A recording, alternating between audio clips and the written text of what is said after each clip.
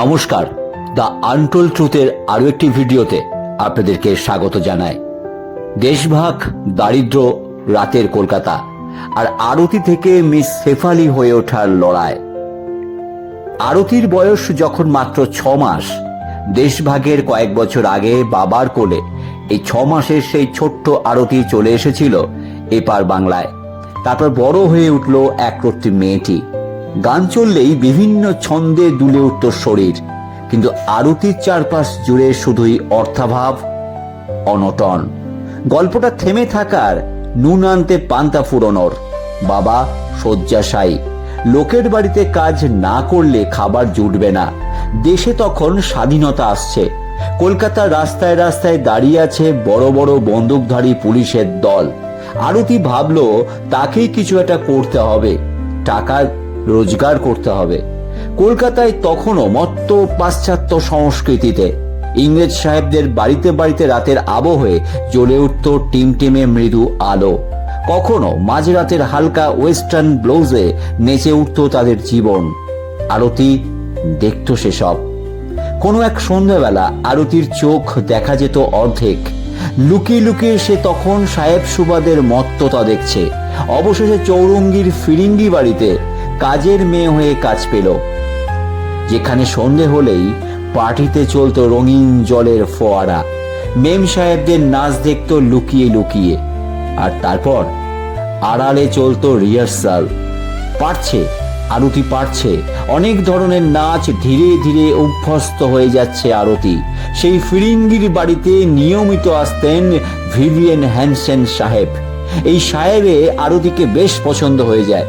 তিনি নিয়ে গেলেন পার্ক স্ট্রিটের বিখ্যাত রেস্তোরাঁ পারপোজে। ভাগ্যে শিখেছিল অবশেষে। মাসিক 700 টাকা বেতনের চাকরি পেলেন আরতি দাস। হয়ে উঠলেন মধ্যরাতের মিস শেফালি। দিনের আলোয় যিনি বাড়ির বড় মেয়ে আরতি, রাতের উদ্যমতায় তিনি শেফালি। রাতের শেফালি ফুল ঝরে যায় ভোর হলেই, তখন আর কেউ তাকে মনে রাখে না। কিন্তু রাতের পাশ্চাত্য গানের ছন্দে মিস শেফালি হয়ে উঠলেন বাংলার প্রথম এবং একমাত্র ক্যাবারে ডান্সার। হেলেন তখন মুম্বাই। হেলেনের পাশ জুড়ে গেল শেফালির নাম। শরীরের উত্তাপে তখন ভিজে যাচ্ছেন কলকাতার সাহেব সুবোরা। কেউ জানল না শেফালির আলারে রয়েছে ঘরোয়া একটা মেয়ে, যার নাম আরতি দাস।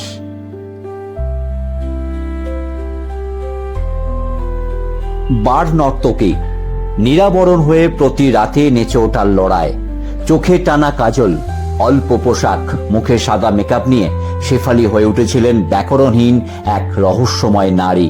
শিখলেন ইংরেজি ও হিন্দি, জানলেন ক্যান ক্যান, চার্লস্টন টুইস্ট, হাইওয়ান হুলা এবং বেলি ডান্স। পারপোজের পর বিশাল অঙ্কের চাকরি নিয়ে চলে গেলেন ওবেরয় গ্র্যান্ডে। 17 বছর সেখানে তিনি ছিলেন ক্যাবারের রানী হয়ে। বিংশ শতকের 60-এর দশকের মিস শেফালি ওবেরয় গ্র্যান্ডের প্রিন্সেস ডিস্কোর একমাত্র স্টার ডান্সার। রাতের কলকাতা তাকে এক চেনে নতুন নামে। সুযোগ এলো মঞ্চে অভিনয় করার। একমাত্র মিস শেফালিরই রোজগার ছিল 20 থেকে 22,000 টাকা। তখনকার দিনে যে কোনো শিল্পীর কাছেই এই টাকা স্বপ্নের মতো। সুযোগ এলো সত্যজিৎ রায়ের প্রতিদ্বন্দ্বী ও সীমাবদ্ধ ছবিতে কাজ করার। উত্তম কুমারের ভাই তরুণ কুমার তাকে মঞ্চে সুযোগ করে দিলেন। একের পর এক প্রযোজনায় হু হু করে টিকিট বিক্রি হতো একমাত্র শেফালির জন্যই। শেষ জীবনে বেশ অর্থাভাবেই ভুগেছিলেন শেফালি, একথা বারবার তিনি বলেছেন। কিন্তু শেফালির যে বয়স বেড়ে গেছে, তার অদ্ভুত আগুনের মতো লাস্যময়তার সময় পেরিয়ে গেছে বহু যুগ আগেই। অন্ধকার জীবন থেকে আলোর জীবনে ফিরে এলেও জীবনের শেষ পর্যায়ে আবার অন্ধকারেই চলে গিয়েছিলেন তিনি। এই প্রজন্মের কজনই বা জানে মিস শেফালির নাম? রাতের আলোর ছটায় আর কি কেউ কখনো এমন উদ্যমতা দেখাতে পারবেন মাঝরাতের ওয়েস্টার্ন ব্লুজের দেশে? শেফালিরা মারা যান শারীরিকভাবে, কিন্তু কখনো হারিয়ে যান না। শহর কলকাতার প্রতিটি রাতের উদ্যমতা আর রঙিন জল বারবার ফিরে যাবে স্মৃতিচারণার দেশে, যেখানে শেফালিদের থাকবে একটা ভিন্ন দেশ, ভিন্ন রাষ্ট্র, একটা আলাদা পোশাক, চোখের চাহনি। অপলক হবে সেই দৃষ্টি। মুহূর্তের কলকাতা আবার ভিজে যাবে শেফালির শরীরের জাদুতে আর নাচের ছন্দে। The untold truth.